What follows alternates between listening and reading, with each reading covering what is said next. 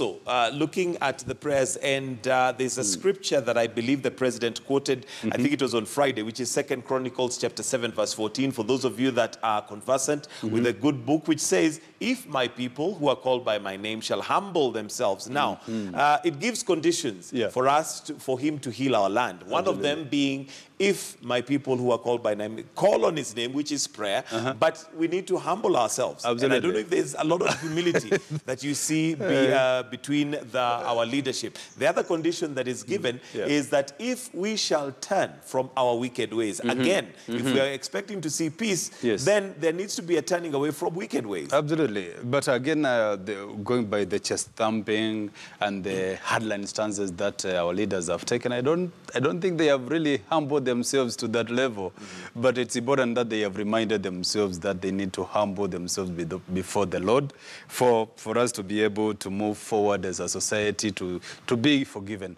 And when I was actually in Daystar, those days actually, Mike, I was taught about one thing they call servant leadership.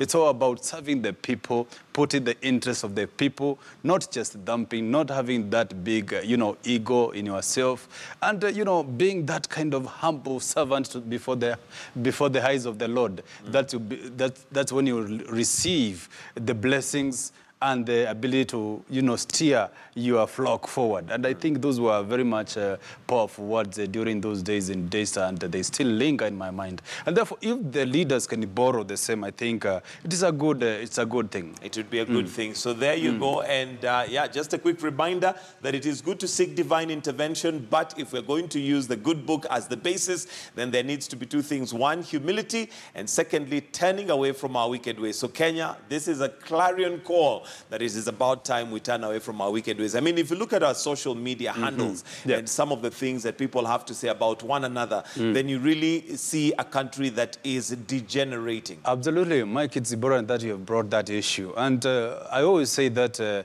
you need to cherish what you have in your hand. Because the moment you shall lose it, you shall understand the value of what you are holding. There are countries on record which have actually banned internet for 3 whooping months. You imagine, Mike, without internet in Kenya for 3 months, simply because people failed to behave in certain ways, or people behaved in certain ways. And I'll give you examples of Zimbabwe, I'll give you examples of Gabon, Algeria, our neighbors here, Uganda, banned internet. You could not access your favorite social media, Facebook, WhatsApp, internet, in terms of sending a simple email. That